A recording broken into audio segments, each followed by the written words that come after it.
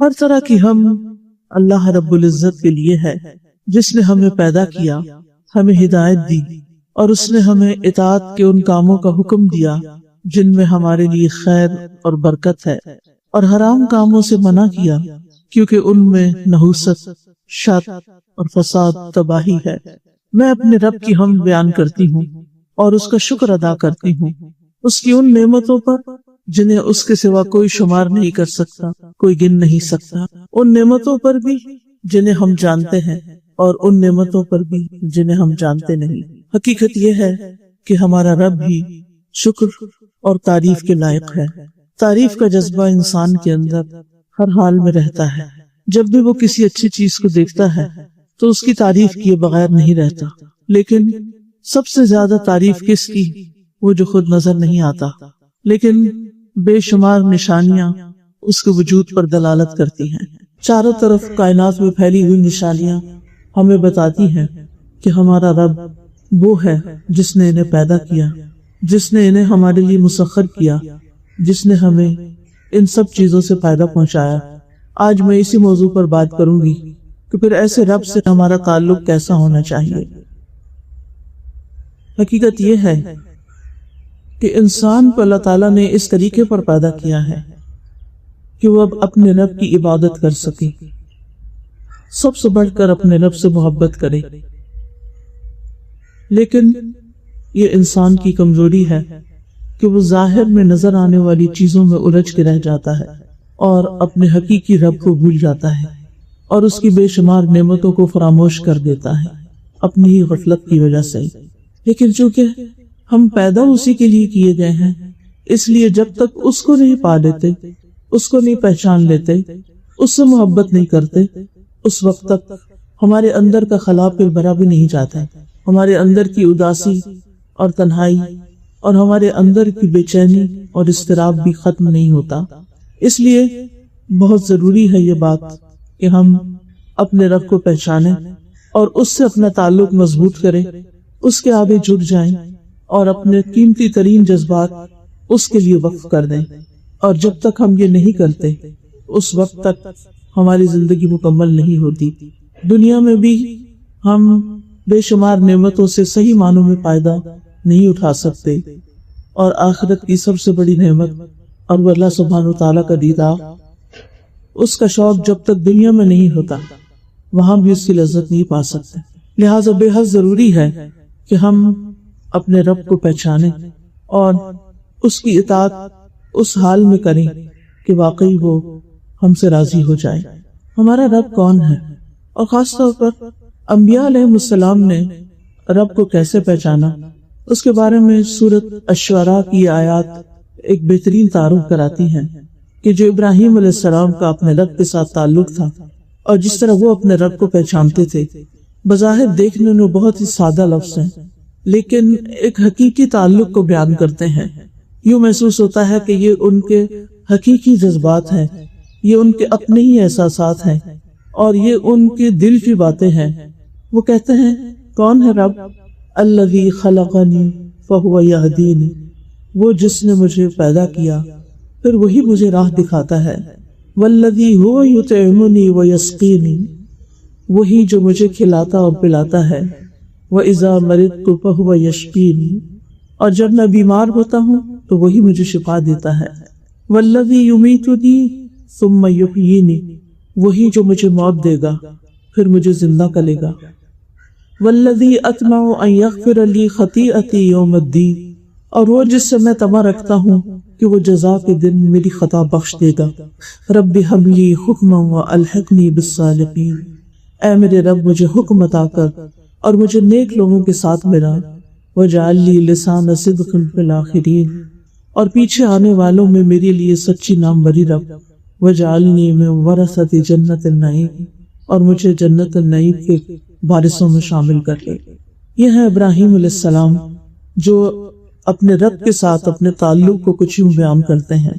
میں اور آپ سوچیں کہ کیا ہم جب کچھ کھا رہے ہوتے ہیں، جب کچھ پی رہے ہوتے ہیں، جب بیماری سے صحت یاب ہو رہے ہوتے ہیں، تو کیا ہمارے دل کے بھی یہی جذبات ہوتے ہیں کہ یہ میرا رب ہے جو مجھے پلا رہا ہے، یہ میرا رب ہے جو مجھے کھلا رہا ہے، یہ میرا رب ہے جس نے میری یہ ساری ضروریات پوری کی ہیں۔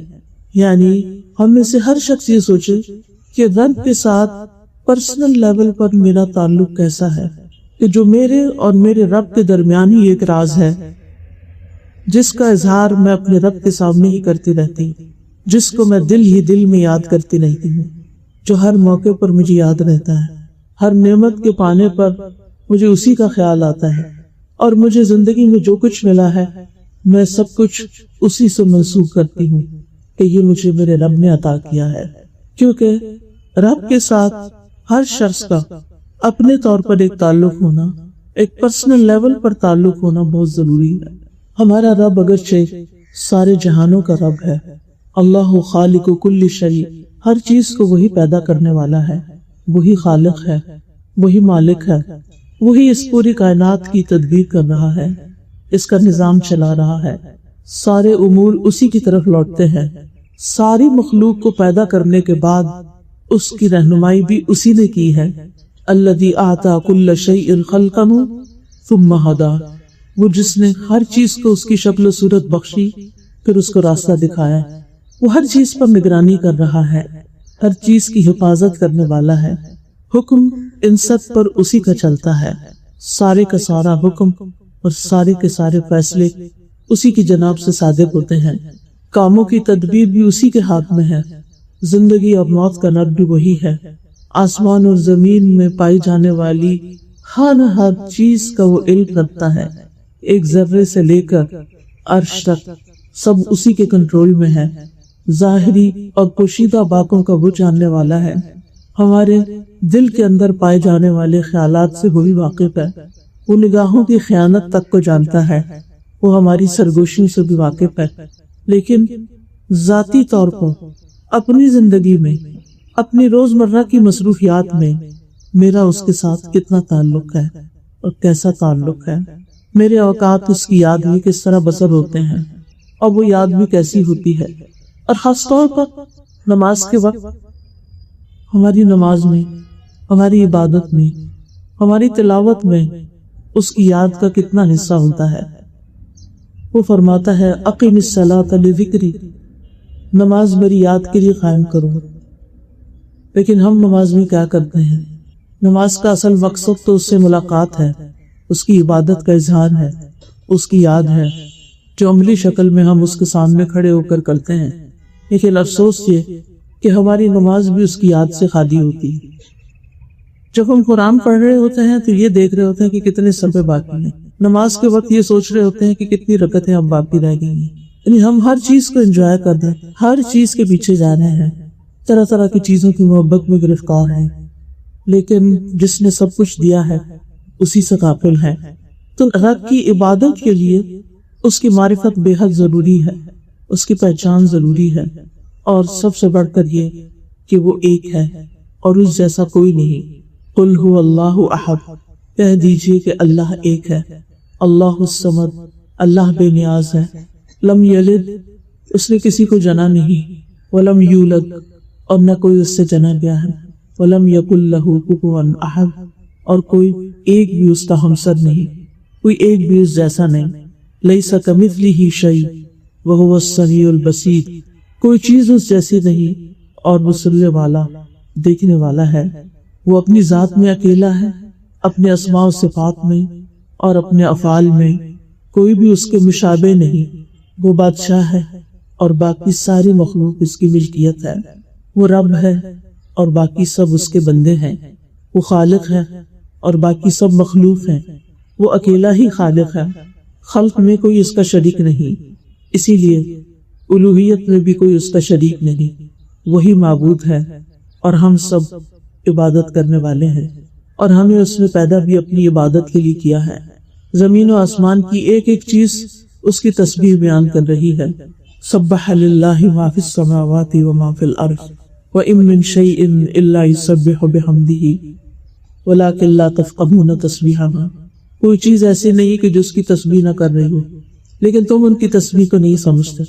کائنات کی ایک ایک چیز اس کی تابعدار ہے، اس کی وفادار ہے، اس کو پہچانتی ہے، اس کو یاد کرتی ہے، اس کے آگے جھکی ہوئی ہے۔ وَلِلَّهِ يَسْجُدُ مَن فِي السَّمَاوَاتِ وَمَن فِي الْأَرْضِ، ہر ایک اس کے آگے سجدہ ریز ہے، لیکن ہم کیا کر رہے ہیں؟ ہم صرف زبان سے کہتے ہیں لا الہ الا اللہ، کہ اللہ کے سوا کوئی الہ نہیں، کوئی معبود نہیں، لیکن جب عبادت کا وقت آتا ہے تو پھر ہم کبھی نفس کے غلام بن جاتے ہیں اور کبھی بندوں کے، کبھی اپنی خواہشات کے۔ ہماری عبادت کس قسم کی ہے؟ میرا اور آپ کا اور ہم سب کا اپنے رب سے تعلق کس قسم کا ہے؟ وہ عبادت کا مستحق ہے، لیکن کیا ہم نے اس کو واقعی اس کا یہ حق دیا ہے؟ پھر یہ کہ وہ اپنی ذات میں سب سے بڑا ہے، وَهُوَ الْعَلِيُّ الْعَظِيمُ، بلند ہے، عظمت والا ہے، عرش پر مستوی ہے، اور پھر اس کے عرش کی وسعت ہم سب کو معلوم ہے کتنی زیادہ ہے۔ ابو ذر غفاری کہتے ہیں میں مسجد حرام میں داخل ہوا اور رسول اللہ صلی اللہ علیہ وسلم کو اکیلے پا کر ان کے پاس بیٹھ گیا۔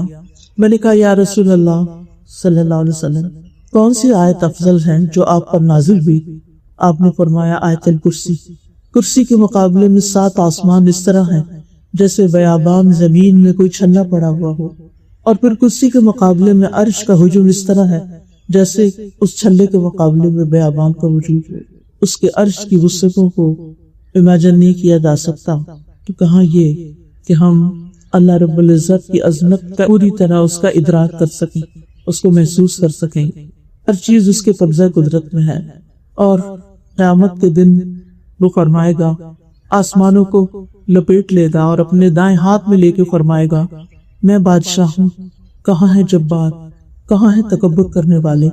پھر زمینوں کو اپنے بائیں ہاتھ میں لپیٹ کر لے گا اور فرمائے گا میں ہوں بادشاہ، میں ہوں جبار، کہاں ہے تکبر کرنے والے؟ اور اس وقت اللہ سبحانہ وتعالیٰ کے سوا کسی کو بولنے کی جرات نہ ہو۔ لیکن کیا ہم اس دنیا میں رہتے ہوئے واقعی اس کو ہی بادشاہ مانتے ہیں، اسی کو بڑا سمجھتے ہیں؟ حقیقت میں طاقتور وہی ہے، باقی سب کمزور ہیں۔ صاحب قدرت وہی ہے، باقی سب بے بس ہیں۔ سب سے بڑا وہی ہے، اس کے سوا سب چھوٹے ہیں۔ وہ بے نیاز اور غنی ہے اور سب اس کے محتاج ہیں۔ وہ طاقتور ہے، اس کے سوا باقی سب ذلیل اور کمزور ہیں۔ وہی معبود برحق ہے، اس کے سوا جو بھی کوئی معبود ہونے کا دعویٰ کرے یا جسے کوئی معبود سمجھے وہ سب کے سب باطل ہیں۔ دنیا میں اگر کوئی طاقتور ہمیں نظر آتا ہے تو اس کو بھی اسی نے پیدا کیا ہے۔ آج دنیا میں اگر کسی کے پاس اختیار ہے کسی بھی قسم کا، چھوٹا یا بڑا، تو اس کو وہ اختیار دینے والا اور اس کو پیدا کرنے والا بھی وہی ہے۔ لیکن ان ساری قوتوں اور ان ساری صفات کے باوجود وہ ارحم الراحمین بھی ہے اور مالک یوم الدین بھی ہے، نہایت رحم فرمانے والا ہے۔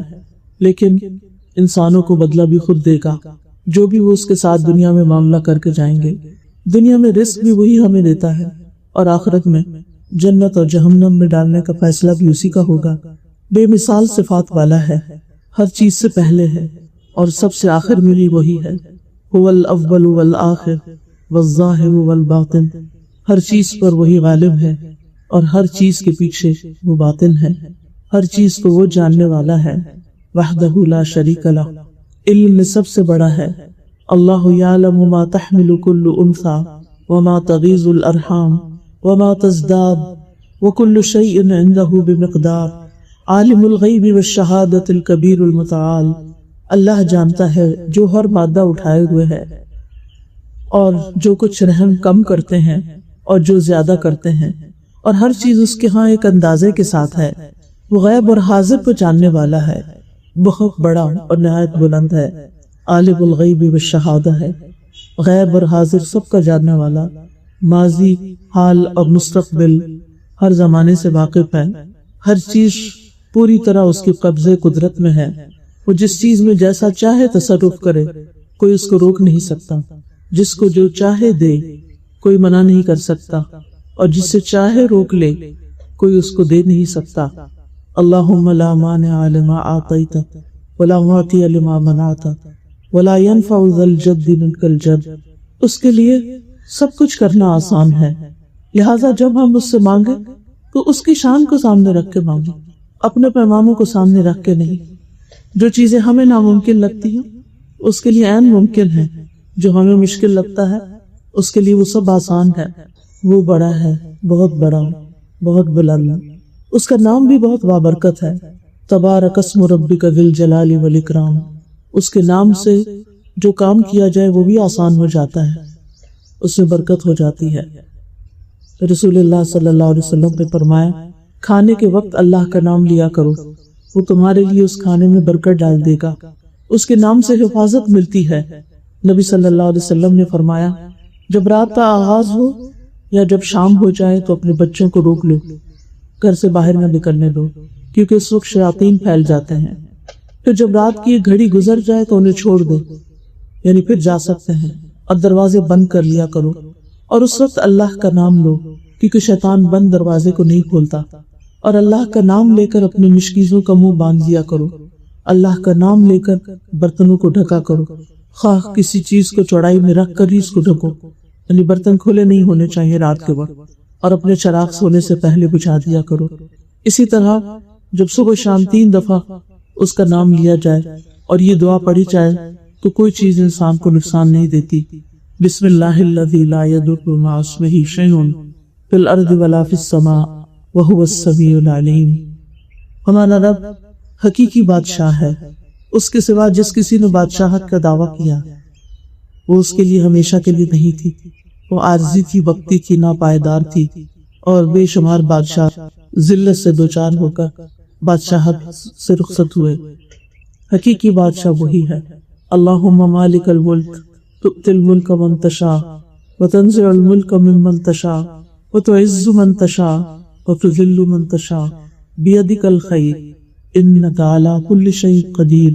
تمام مخلوقات چاہے اوپر کی دنیا میں ہو یا نیچے کی دنیا میں صرف اور صرف اسی کی ملکیت میں ہے۔ سورج، چاند، ستارے، راکھ، دب، فرشتے، انسانوں کی روحیں، جن، پرندے، جانور، جمادات، نباتات، سمندر، نہریں، بادل، پانی، مٹی، پہاڑ، ہوائیں اور دیگر تمام چیزیں جن کو شمار نہیں کیا جا سکتا ہے یا ان سے ہم واقف بھی نہیں، وہ ساری کی ساری اس کی ملکیت میں ہیں، اور ان سے ہم جو بھی فائدہ اٹھا رہے ہیں اس کے اذن سے اٹھا رہے ہیں، اور وہ ان تمام چیزوں کو اکیلے ہی اولڈ کرتا ہے، اس کا ان میں کوئی بھی شریک نہیں ہے، اور بغیر کسی رکاوٹ کے اپنی مرضی کے ساتھ انہیں چلاتا ہے۔ اس کی بادشاہت ہر چیز پر ہے، سمندروں پر بھی، ستاروں اور سیاروں پر بھی، خشکی پر بھی، زمین پر بھی، آسمانوں پر بھی۔ مخلوقات میں سے کوئی ایک بھی ایسا نہیں کہ جو اس کے دائرۂ اختیار سے باہر ہو یا اس کے اختیارات میں کسی قسم کی کوئی بھی شراکت رکھتا ہو۔ وہ سارے خزانوں کا بھی مالک ہے۔ وَإِن مِّن شَيْءٍ إِلَّا عِندَنَا خَزَائِنُهُ، کوئی بھی چیز نہیں مگر اس کے کئی خزانے ہمارے پاس ہیں۔ وَلِلَّهِ خَزَائِنُ السَّمَاوَاتِ وَالْأَرْضِ، آسمانوں اور زمین کے سارے خزانے اسی کے پاس ہیں۔ اگر تمام انسان، اولین و آخرین، جن و انس، ایک چٹیل میدان میں کھڑے ہو کر اللہ تعالیٰ سے مانگنے لگے اور اللہ تعالیٰ ان کو وہ سب کچھ عطا کر دے جو وہ مانگ رہے ہیں، تو بھی اس سے خزانوں میں کوئی کمی باقی نہیں ہوگی، مگر جتنی سمندر میں سوئی ڈال کے نکالنے سے پانی میں کمی باقی ہوتی، ویری نتھنگ، کچھ بھی کمی نہیں۔ وہی پریشانیوں کو دور کرنے والا ہے، وہی بیماریوں کو دور کرنے والا ہے، وہی دکھوں کو دور کرنے والا ہے، بندوں کی تمام ضروریات وہی پوری کرتا ہے۔ لہٰذا دکھ ہو یا ضرورت ہو، اسی کی طرف رجوع کرنے کی ضرورت ہے۔ جب ہم اسے پکارتے ہیں تو ہماری پکار سنتا ہے۔ وَإِذَا سَأَلَكَ عِبَادِي عَنِّي فَإِنِّي قَرِيبٌ أُجِيبُ دَعْوَةَ الدَّاعِ إِذَا دَعَانِ، اور جب میرے بندے تجھ سے میرے بارے میں سوال کرے تو بے شک میں قریب ہوں، میں پکارنے والے کی دعا قبول کرتا ہوں جب وہ مجھے پکارتا ہے۔ یعنی اللہ تعالیٰ سنتا ہے اور دعائیں قبول کرتا ہے، تو بڑے حیا والا ہے۔ اسے اس بات سے حیا آتی ہے کہ اس کا بندہ اس کے سامنے ہاتھ پھیلائے اور وہ ان ہاتھوں کو خالی لوٹا دے۔ وہی بندوں کا فقر دور کرنے والا ہے۔ رسول اللہ صلی اللہ علیہ وسلم نے فرمایا، جسے انتہائی شدید حاجت آ پڑے، کوئی ضرورت ہو، کسی چیز میں ڈیسپریٹ ہو کہ اس کا یہ کام نکل آئے اور وہ اسے لوگوں پر پیش کر دے تو اس کی حاجت دور نہیں ہوگی، اور جس نے اسے اللہ پر پیش کیا، وہ سیدھا اللہ ہی کی طرف گیا تو عنقریب اللہ تعالیٰ اسے بے نیاز کر دے گا، اس کی ضرورت پوری کر دے گا. یا تو جلد ہی اسے موت آ جائے گی یا پھر جلد ہی غنی ہو جائے گا. پھر وہ بندوں کے بہت قریب بھی ہے اور قابل تعریف ہے، اس لیے کہ وہ رب العالمین ہے. الحمدللہ رب العالمین. دنیا اور آخرت میں اسی کی تعریف ہے، صبح اور شام اسی کی تعریف ہے. وَلَهُ الْحَمْدُ فِي السَّمَاوَاتِ وَالْأَرْضِ وَعَشِيًّا وَحِينَ تُظْهِرُونَ. بہترین صفات والا ہے، بہت محبت کرنے والا. وَهُوَ الْغَفُورُ الْوَدُودُ ذُو الْعَرْشِ الْمَجِيدُ. وہی ہے جو بے حد بخشنے والا، نہایت محبت کرنے والا ہے، عرش کا مالک ہے، بڑی شان والا ہے، وسیع رحمت والا ہے. اس کی رحمت اس کے غضب پر حاوی ہے. جو اس سے معافی چاہتا ہے اس کو معاف کر دیتا ہے، جو بخشش مانگتا ہے اس کو بخش دیتا ہے. شیطان نے کہا تھا میرے رب مجھے تیری عزت کی قسم میں تیرے بندوں کو اس وقت تک گمراہ کرتا رہوں گا جب تک ان کے جسم میں روح رہے گی. اور رب نے فرمایا تھا مجھے اپنی عزت و جلال کی قسم جب تک وہ مجھ سے معافی مانگتے رہیں گے میں بھی انہیں معاف کرتا رہوں گا. اس لیے کبھی بھی رب کی رحمت سے مایوس نہیں ہونا چاہیے. وہ گناہوں کا معاف کرنے والا ہے. اگر کوئی شرک نہ کرے تو باقی تمام گناہوں کو وہ معاف کر دے گا. کبیرہ گناہوں کے باوجود بخش دینے والا ہے. یہ ہے ہمارا رب جس کی تعریف میں سارے سمندر سیاہی بن جائیں اور سارے درخت قلم بن جائیں تو بھی اس کے کلمات ختم نہ ہوں. لیکن ہمیں بار بار اس کی صفات اور اس کے ناموں کا ذکر کرتے رہنا چاہیے تاکہ ہمیں اس کی محبت نصیب ہو، ہم حقیقی معنوں میں اس کی عبادت کر سکیں. کیونکہ جب تک ہم رب کو پہچانتے نہیں، اس کو جانتے نہیں، تو پھر ہم عبادت کس کی کر رہے ہیں؟ جس کو ہم جانتے ہیں اس کی عبادت. کیسی عبادت؟ وہ عبادت میں کیا ہوگی؟ اس لیے بہت ضروری ہے کہ ہم رب کی عبادت کے لیے اس کو پہچانیں، وہ رب جس کی طرف ہماری واپسی ہے. ایک صورت تو یہ تھی کہ وہ ہمیں پیدا کر کے چھوڑ دیتا کہ جائیں دنیا میں کھائیں پیئیں اور ختم ہو جائے، بات ختم. لیکن اس نے ایسا نہیں کیا. اس نے پیدا کیا، ایک مقصد کے لیے پیدا کیا اور پھر واپس اپنی ہی طرف بلائے. لہٰذا ہم میں سے ہر ایک کو اپنے رب کے سامنے جا کے کھڑے ہونا ہے، اس سے ملاقات کرنی ہے. عقل مند وہ ہے جو اس ملاقات کی تیاری کرے، رب کو پہچانے، حقیقی معنوں میں اس کی عبادت کرے اور پھر ہر روز یہ سوچے کہ وہ دن کیسا ہوگا جب میں اپنے رب کے سامنے کھڑا ہوں گا. ہم سب اس بات کو امیجن کریں کہ اگر ہم اطاعت کرتے ہیں تو انشاءاللہ رب سے ملاقات خوشگوار ہو. لیکن اگر ہم اس کی نافرمانی میں دن گزار رہے ہیں تو پھر کس ذلت اور کس شرمندگی کے ساتھ کھڑے ہونا ہوگا. نیک انسان اس کو تو موت کے وقت ہی خوشخبری دے دی جا رہی ہے. جب مومن کی موت کا وقت آتا ہے تو اس کے پاس رحمت کے فرشتے ایک سفید ریشم کا کپڑا لے کر آتے ہیں. وہ کہتے ہیں اپنے رب کی طرف نکل آ، یعنی روح آ جاؤ اللہ کی راحت کی طرف. یعنی اللہ تعالیٰ تجھے راحت اور سکون عطا کرے گا اور اس کے رزق کی طرف، اور ایسے رب کی طرف جو تم سے ناراض نہیں. یعنی موت کے وقت نیک انسان کو خوشخبری مل جاتی ہے کہ تمہارا رب تم سے ناراض نہیں. لیکن اس کے لیے بہت ضروری ہے کہ ہم ساری زندگی یہ فکر لگائے رکھیں کہ ہمارا رب ہم سے راضی ہے یا نہیں، اور اس حال میں کہ تو راضی ہے اور اللہ تجھ سے راضی ہے. یا ایتھا النفس المطمئنہ ارجعی الی ربک راضیۃ مرضیہ فادخلی فی عبادی وادخلی جنتی. لیکن آج ہم اس دنیا میں ہوتے ہوئے، دنیا میں اور دنیا فانی جس کو کہتے ہیں، اس میں اتنے مشغول ہیں، اتنے محو ہیں اور اسی کے غم میں گلے جا رہے ہیں کہ ہمیں یہ بھول ہی گیا ہے کہ ایک دن ہمیں اپنے رب کے سامنے جا کر کھڑے ہونا. سورۃ الرحمن میں اللہ تعالیٰ فرماتے ہیں کل من علیہا فان، جو بھی اس زمین پر ہے سب فنا ہونے والا ہے. لیکن ہمارا حال یہ ہے کہ جو کچھ اس زمین پر ہے ہماری محبتیں اسی کے لیے، ہمارے غم بھی اسی کے ہیں. اور وَيَبْقَى وَجْهُ رَبِّكَ ذُو الْجَلَالِ وَالْإِكْرَامِ، تیرے رب کا چہرہ باقی رہے گا جو بڑی شان اور عزت والا ہے، یعنی اس کے دیدار، اور وہ جو باقی رہنے والا اس کی طرف ہماری توجہ کب. ہم سب اپنے دلوں کا جائزہ لیں، ہم سب اپنا اپنا محاسبہ کریں کہ میرے دل میں سب سے زیادہ کون سی چیز آتی، سب سے زیادہ مجھے کس چیز کا خیال آتا ہے، سب سے زیادہ مجھے کس چیز کی پریشانی. اللہ سبحانہ وتعالیٰ بڑا غیرت والا ہے. جب بندہ اللہ سے بڑھ کر کسی بھی چیز سے محبت کرتا ہے اللہ تعالیٰ بندے کو اسی چیز سے توڑتا ہے، اسی چیز کے غم میں مبتلا کر دیتا ہے، اسی چیز کے لیے پریشان کر دیتا ہے۔ اسی لیے الا ان اولیاء اللہ لا خوف علیہم ولا هم یحزنون، لیکن ہمیں یہ بات سمجھ میں نہیں آتی کیونکہ ہم نے اللہ کا ولی ہونے کا کبھی سوچا ہی نہیں کہ ہم سب چیزوں سے بڑھ کر اللہ ہی سے محبت کرنے والے ہیں۔ اور یہ حقیقت ہے کہ جب انسان کا اللہ پہ توکل ہو جاتا ہے وہ اللہ کو پہچان لیتا ہے اور دوسری طرف اس دنیا کی حقیقت کو بھی پہچان لیتا ہے تو پھر دنیا کے غم ہلکے ہو جاتے ہیں، اور کچھ لوگوں کے تو بالکل ہی ختم ہو جاتے ہیں کیونکہ انہیں پتا ہے کہ دنیا اپنے سارے مسائل کے ساتھ ایک دن اپنے اینڈ کو پہنچے گی، لیکن صرف باقی رہنے والی چیز تو ہمارا رب ہی ہے۔ اس لیے اس کو راضی کرنے کی فکر کرنی چاہیے، اس کی طرف توجہ کی فکر چاہیے، اس سے محبت کرنی چاہیے، اس کو بنا لینا چاہیے، کیونکہ وہ دنیا میں ہی وقت ہے، مرنے کے بعد یہ نہیں ہو سکے گا۔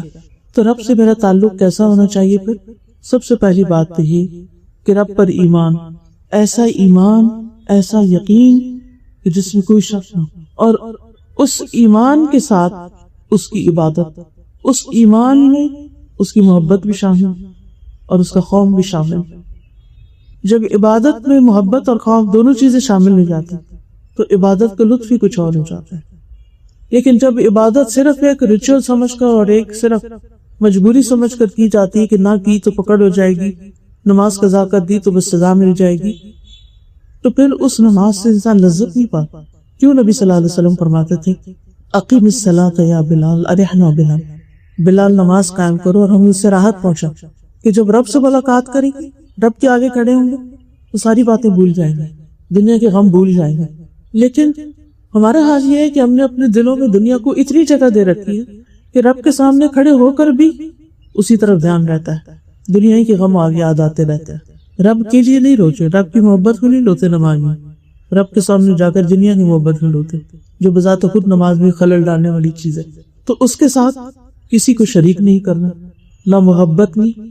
ابن قیم کہتے ہیں کہ جان لے کہ بندے کو اس بات کی ضرورت اور حاجت ہے کہ وہ اکیلے اللہ کی عبادت کرے، اس کے ساتھ کسی کو شریک نہ کرے، نہ محبت میں، نہ خوف میں، نہ امید میں، نہ توکل میں، نہ اللہ کے لیے عمل کرنے میں، نہ اس کی قسم کھانے میں، نہ اس کے نام کی نظر ماننے میں، نہ اس کی فرما برداری کرنے میں، اور نہ ہی اس کے لیے عاجزی اور انکساری کرنے میں، یعنی ویسی کسی اور کے لیے ہونی نہیں چاہیے۔ پھر یہ کہ اس عبادت پر ثابت قدمی اختیار کرنا، اور پھر یہ کہ اس کی عبادت کے لیے باقاعدہ وقت نکالنا۔ ایک یہ ہے کہ دن کا ٹائم ٹیبل آپ بنائیں، نمازوں کا وقت نکال کر باقی چیزوں کو سیٹ کر۔ ایک صورت یہ ہے کہ دن کی پلاننگ کرتے ہوئے پہلے نمازوں کے اوقات متعین کرنا کہ کس وقت کون سی نماز پڑھنی، اور پھر اس کے بعد آج کے اہم کام کون سے ہیں وہ کس وقت کرنے، یا تو ان سے پہلے یا ان کے بعد ہوں۔ نماز کے وقت بعض اوقات کوئی پروگرام رکھ دیا جائے، بعض اوقات کوئی میٹنگ رکھ دی جائے، بعض اوقات کسی کو ملنے کا ٹائم دے دیا جائے۔ حیرت ہوتی رہی یہ کیسے؟ پھر کیا ہوتا ہے؟ نہ نماز کی طرف توجہ اور نہ کام کی طرف توجہ، ادھورے کام، نہ نماز کا لطف اٹھایا اور نہ کسی کام کا لطف اٹھایا۔ تو رب کی عبادت کے لیے وقت نکالنا اور رب کی عبادت کو پرائرٹی پر رکھنا۔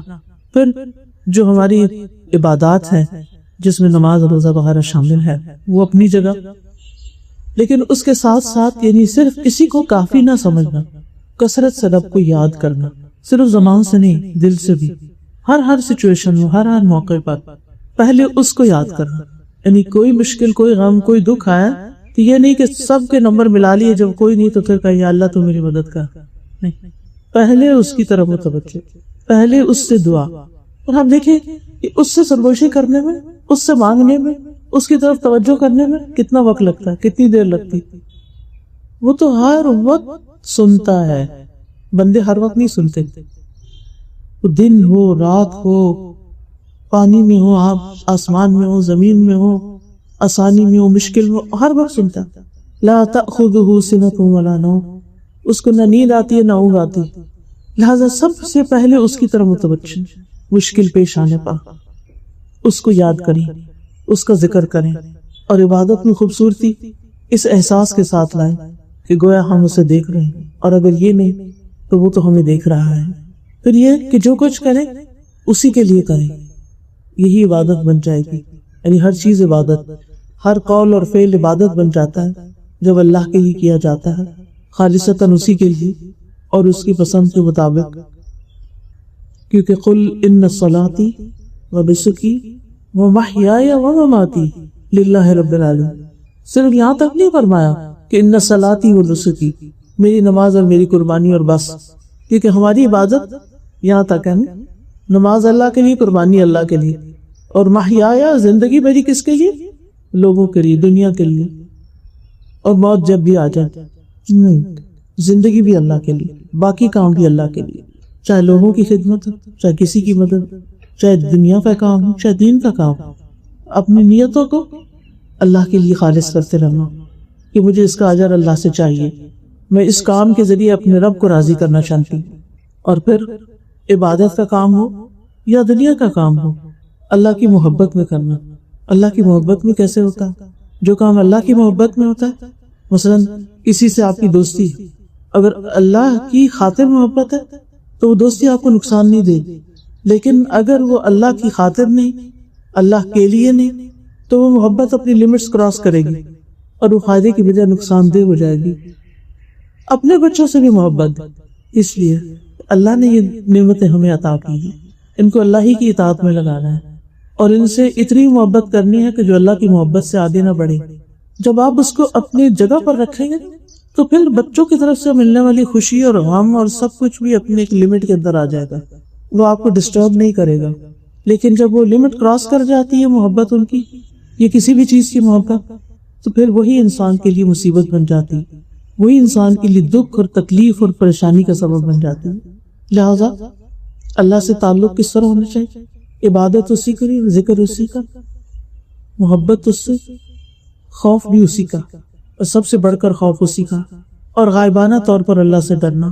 وَأُزْلِفَتِ الْجَنَّةُ لِلْمُتَّقِينَ غَيْرَ بَعِيدٍ هَذَا مَا تُوعَدُونَ لِكُلِّ أَوَّابٍ حَفِيظٍ مَنْ خَشِيَ الرَّحْمَنَ بِالْغَيْبِ وَجَاءَ بِقَلْبٍ مُنِيبٍ ادْخُلُوهَا بِسَلَامٍ ذَلِكَ يَوْمُ الْخُلُودِ لَهُم مَّا يَشَاءُونَ فِيهَا وَلَدَيْنَا مَزِيدٌ۔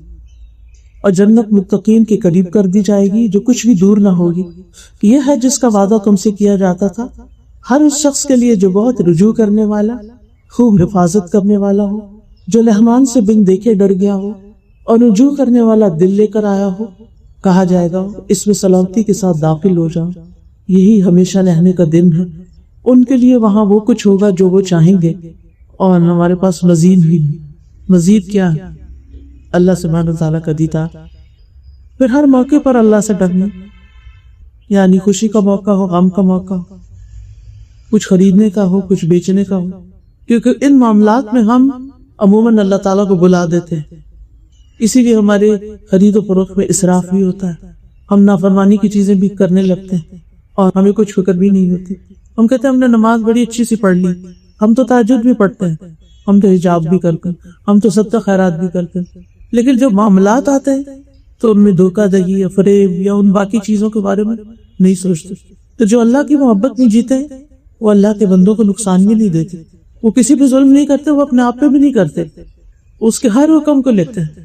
یا ایھا الذین آمنوا ادخلوا فی السلم کافہ، اے لوگوں جو ایمان لائے اور دین میں پورے کے پورے داخل، اور اس کی منہیات جن چیزوں سے اسے روکا ہے اس سے بھی بچتے ہیں، جو فرائض اس نے عائد کیے ان کو ادا کرتے ہیں اور دل کی خوشی سے پورے کرتے ہیں، یعنی صرف ایک مجبوری سے نہیں، بہترین طریقے سے اللہ کی عبادت کرتے ہیں۔ اور اس میں آپ دیکھیں کہ نبی صلی اللہ علیہ وسلم نے حضرت معاذ بن جبل کا ہاتھ پکڑا اور فرمایا اے معاذ میں تم سے محبت کرتا ہے۔ حضرت معاذ کہتے ہیں میں نے عرض کیا اللہ کے رسول میں بھی آپ سے محبت کرتا ہوں، تو رسول اللہ صلی اللہ علیہ وسلم نے فرمایا تم پابندی سے ہر نماز میں یہ دعا مانگا کرو، رب اعنی علی ذکرک و شکرک و حسن عبادتک، کیونکہ جب بندے کو بطور رزق اچھی عبادت کی توفیق دے دی جاتی ہے تو اس کا سینہ کھل جاتا ہے، دل مطمئن ہو جاتا ہے اور وہ عبادت کی لذت پا لیتا ہے، اور یہ اللہ کی مدد سے ہی ہوتا ہے۔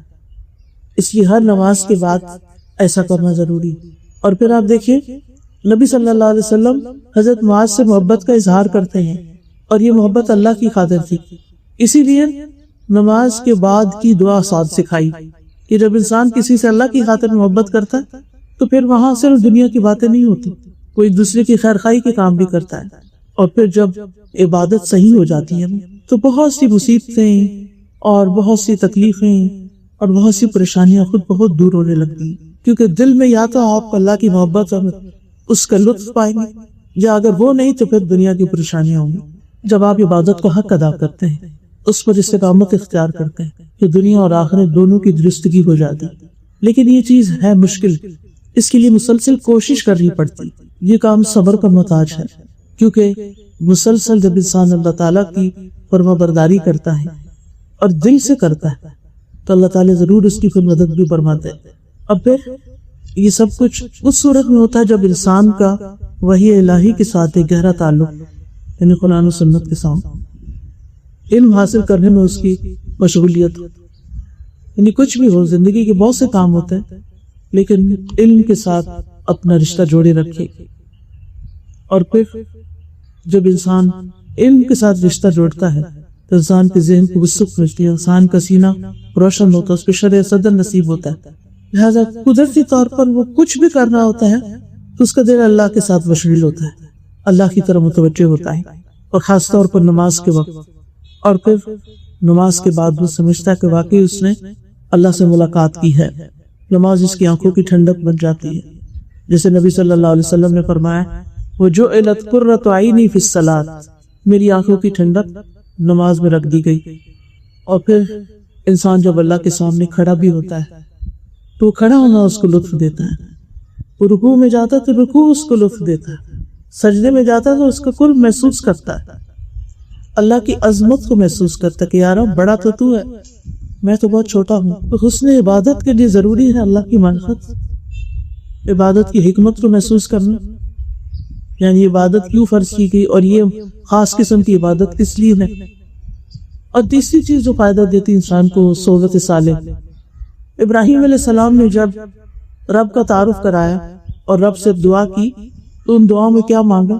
وَأَلْحِقْنِي بِالصَّالِحِينَ، کیونکہ انسان ان کیفیات کو ایک مخالف ماحول میں مینٹین نہیں کر پاتا، یعنی آپ اتنی کوشش کر کے ایک لیول تک پہنچتے ہیں اور پھر اگر آپ کے آس پاس ہر وقت ماحول ایسا ہے تو پھر واپس آپ کو پلٹا دے، پھر آپ کے سامنے اور چیزیں زیادہ بڑی ہو کے نظر آنے لگتی ہیں۔ تو اس لیے نیک لوگوں سے دوستی، صالح لوگوں سے دوستی، ان کی مجلس میں بیٹھنا، اور پھر ایسے کاموں سے بچنا جن سے رب ناراض ہوتا ہے، ایسے الفاظ بھی ادا نہیں کرنا جو رب کی ناراضگی کا باعث بنتے ہیں، اپنی ہر حاجت کو اللہ کے سامنے رکھنا، اپنی ہر تمنا، اپنی ہر خواہش اس کے سامنے رکھنا، اس کے آگے گڑ گڑانا، پریشانی میں اسی کی طرف رجوع کرنا، ہر کام میں اسی سے مدد مانگنا، چھوٹی چھوٹی چیزوں میں۔ آپ کو معلوم ہے نا کہ صحابہ کرام جوتی کا تسمہ بھی ٹوٹتا تھا تو اللہ کی طرف رجوع کرتے۔ اگر آپ دیکھیں نا تو سب سے زیادہ جس چیز میں انسان کا اللہ تعالیٰ سے تعلق ڈیولپ ہوتا ہے نا، وہ دعا ہے، مانگنا۔ انسان مانگتا اسی سے ہے جس پر اس کو مان ہوتا ہے، جس کے بارے میں سمجھتا ہے کہ یہ دے گا مجھے، یا یہ دے سکتا ہے۔ تو جب ہر چیز آپ اللہ سے مانگنا شروع کرتے ہیں نا، ہر موقع پر آپ دعا کرتے ہیں، تو وہ آپ کا ایک ایسا کنیکشن ہوتا ہے کہ وہ کسی اور طریقے سے نہیں بنتا۔ کبھی کبھی انسان سوچتے ہیں کہ اللہ تعالیٰ نے مجھے اس مشکل میں کیوں ڈالا ہے۔ ہر انسان کی زندگی میں کچھ چیلنجز ہوتے ہیں، کچھ پریشانیاں ہوتی ہیں، تو اگر آپ اس کی حکمت پہ غور کریں تو اس کی جو خاص حکمت سمجھ میں آتی ہے وہ یہ کہ اللہ چاہتا ہے کہ بندہ اس کی طرف متوجہ رہے، کیونکہ یہ ہم لوگوں کی عادت ہے کہ پریشانی میں جس طرح رب کو یاد کرتے ہیں اس کے علاوہ نہیں کرتے۔ پریشانی، تکلیف، آزمائش، امتحان، یہ سب ذریعہ بن جاتا ہے خوب دعائیں کرنے کا، اللہ سبحانہ تعالیٰ سے ایک خاص تعلق قائم کر لینے کا۔ لہٰذا انسان جب اللہ سے مانگتا رہتا ہے، جیسے کہ حدیث میں آتا ہے وَإِذَا سَأَلْتَ فَاسْأَلِ اللَّهَ وَإِذَا اسْتَعَنْتَ فَاسْتَعِنْ بِاللَّهِ، جب مانگو اللہ سے مانگو، جب مدد چاہو اللہ ہی سے مدد چاہو، اور اس میں اللہ کو کافی سمجھو۔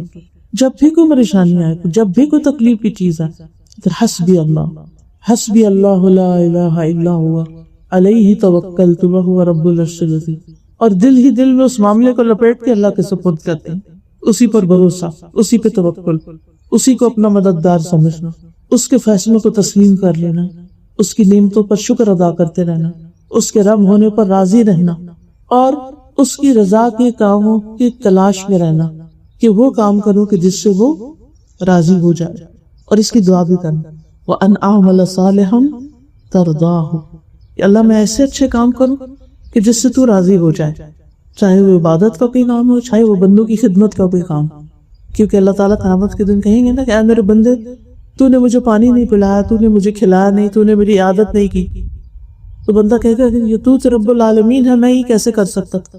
تو اللہ تعالیٰ کیا فرمائیں گے کہ میرا فلاں بندہ پیاسا تھا، تو نے اسے پانی نہیں پلایا، اگر تو اسے پانی پلاتا تو مجھے وہاں پاتا، فلاں بندہ بھوکا تھا، اگر تو اسے کھلاتا یعنی اس کی ضرورت پوری کر دیتا تو مجھے وہاں پاتا۔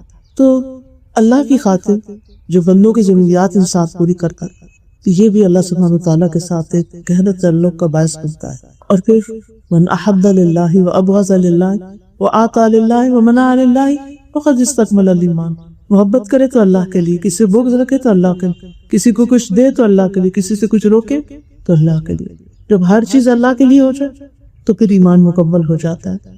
صبر بھی اللہ ہی کی خاطر، اس کا اجر مجھے اللہ سے لینا، غصہ بھی اللہ کی خاطر پی جانا، حدیث میں آتا ہے اللہ کے نزدیک غصے کے اس گھونٹ سے زیادہ افضل گھونٹ کسی بندے نے کبھی نہ پیا ہوگا جو وہ اللہ کا چہرہ حاصل کرنے کے لیے پیتا ہے۔ اللہ کی خاطر معاف کر دینا، یعنی اللہ سے جزا پانے کے لیے۔ حدیث میں آتا ہے جو شخص کسی ظلم پر ظالم کو صرف اللہ کا چہرہ چاہنے کے لیے معاف کرتا ہے، اللہ تعالیٰ اس کی عزت میں اضافہ فرما دیتا ہے۔ پھر اسی طرح آپس کے اختلافات میں اللہ کی طرف رجوع کرنا، پھر اللہ تعالیٰ کا ادب بھی، کیونکہ جب ہم ہر بات اللہ سے کرنے لگتے ہیں تو بعض اوقات ادب کے دائرے سے نکلنے لگتے ہیں، تو اس سے بھی بچنا ہے۔ اللہ کو پکارنے میں ادب، ادعوا ربکم تضرعا وخفیا انہ لا يحب المعتدین، تم اپنے رب کو عاجزی سے اور چپ کے پکارا کرو، وہ حد سے بڑھنے والوں کو پسند نہیں کرتا۔ ابن قیم کہتے ہیں اللہ کے ساتھ ادب اس طرح ہوگا کہ وہ ظاہری اور باطنی حرکات کو اللہ کے ساتھ اچھے قرب اور اچھی مصاحبت کے ساتھ واقع کرے، جیسا کہ اللہ کی تعظیم، بڑائی اور اللہ سے حیا کا حق ہے۔ پھر اللہ تعالیٰ کے نام کی تعظیم، پھر اس کے احکامات کو خوش دلی سے قبول کرنا، ان پر اعتراض نہ کرنا، یہ کیوں آیا ہے، ایسا حکم کیوں ہے، یہ تو بڑا مشکل ہے، یہ آج کے دور میں نہیں ہو سکتا، اس طرح کی زبان استعمال نہیں کرنا۔ یعنی بعض اوقات انسان صاف انکار کر دیتا، میں تو نہیں یہ کر سکتا، یا ان پر عمل کرنے سے تکبر کرتا ہے، یا ان پر عمل کرنے سے سستی کا مظاہرہ کرتا ہے۔ تو جب انسان کے اندر اللہ کی محبت ہوتی ہے اور اللہ کے لیے کچھ کرنا ہوتا ہے تو انسان کے دل میں یہ یقین ہوتا ہے اللہ سب سے بڑا ہے، لہٰذا میں اس کے لیے کوئی کام کر رہا ہوں تو کیا مشکل ہے، مجھے اس سے جزا چاہیے۔ پھر سارے لوگوں کی نظریں چھوٹی ہو جاتی ہیں کہ لوگ کیا کہیں گے۔ جب تک لوگ ہماری نگاہوں میں بڑے رہتے ہیں تو پھر ہم بہت سے احکامات پر عمل ہی نہیں کرتے کہ لوگ کیا کہیں گے، لیکن جب اللہ ہمارے سامنے بڑا ہو جاتا ہے، ہماری زندگی میں وہ سب سے بڑا ہو جاتا ہے، تو پھر ہمیں کچھ بھی کرنے میں مشکل نہیں لگتا کہ ہم اس کے لیے کر رہے ہیں اور وہ ہمیں دیکھ رہا ہے۔ پھر یہ ہے کہ اللہ سبحانہ تعالیٰ کے ساتھ ادب کا ایک تقاضا یہ بھی ہے اس سے کبھی بدگمان نہ ہو، اس سے کبھی مایوس نہ ہو، کبھی اس کو الزام نہ دیں، پھر بغیر علم کے اللہ کی طرف کوئی بات منسوب نہ کریں کہ اللہ تعالیٰ یہ کرتا ہے، اللہ تعالیٰ یہ کہتا ہے، اللہ تعالیٰ فرماتا ہے اور کہیں نہ فرمایا ہو۔ یہ سخت بڑا جھوٹ ہے، یہ کبیرہ گناہ سے بھی بڑا گناہ ہے، اکبر الکبائر میں سے ہے۔ پھر اللہ کی طرف بھلائی کی نسبت کرنا، شر کی نسبت نہ کرنا۔ ابراہیم علیہ السلام نے کہا تھا الذی خلقنی فہو یہدینی والذی ہوا یطعمنی ویسقینی واذا مرضت فہو یشفین، بیماری کو اپنی طرف منسوخ کیا، میری اپنی کوتاہیوں کا نتیجہ۔ اور پھر آخر میں یہ کہ اس کو زندگی بھر کے لیے مینٹین کرنا۔ بعض اوقات ایسا ماحول ہمیں ملتا ہے، ایسا علم ملتا ہے، ایسی کمپنی ملتی ہے کہ ہمارا ایمان بہت بڑھ جاتا ہے، ہمارا اللہ سے تعلق خاص ہو جاتا ہے، اللہ کی عبادت میں لذت نصیب ہوتی، لیکن پھر کچھ دیر کے بعد میں سب ڈھیلا پڑنے لگتا۔ تو اس کی بھی فکر کرنی ہے کہ کون سی ایسی غلطی کی تھی، کون سا ایسا کام کیا تھا کہ جس کی وجہ سے یہ میرے ساتھ ہو رہا ہے، ان غلطیوں کی توبہ، استغفار، اور پھر موت تک رب کی عبادت، وَاعْبُدْ رَبَّكَ حَتَّى يَأْتِيَكَ الْيَقِينُ، توحید پر، کلمہ لا الہ الا اللہ پر خاتمے کی دعا، رب کی ملاقات کا شوق، اور پھر رب سے دعائیں، خاص طور پر اپنے لیے، اپنے ایمان کے لیے، استقامت کے لیے، اپنے والدین کے لیے، ازواج کے لیے، اولاد کے لیے، خصوصاً اولاد کے نوازی بننے کی دعا، یہ تمام انسانوں کے لیے، سب کی بخشش کے لیے، اور پھر ہر طرح کی خیر پانے کے لیے، دلوں کی صفائی کے لیے، علم میں اضافے کے لیے، معاملات کو سمجھنے کے لیے، معاملات کی آسانی کے لیے، شکر گزار اور اطاعت گزار بننے کے لیے، اپنے دشمن شیطان سے حفاظت کے لیے۔ لہذا جب دعائیں ہم اللہ سے کریں گے اور دنیا اور آخرت کی ساری بلائیاں پانے کے لیے اور جنت میں اپنے رب کا دیدار پانے کے کہ رب کے ساتھ تعلق مضبوط رہتا چلا جائے، جس بندے کی دعاؤں میں کمی ہوتی ہے اس کے رب سے تعلق میں بھی کمی واقع ہو جاتی ہے۔ تو دعائیں تعلق بڑھانے کا بہترین ذریعہ ہیں۔ اللہ سبحانہ وتعالی ہمارے اس تعلق کو بہترین کر دے، مضبوط کر دے، اور ہر آن یہ تعلق مضبوط سے مضبوط ہوتا چلا جائے۔ وآخر دعوانا ان الحمد للہ رب العالمین۔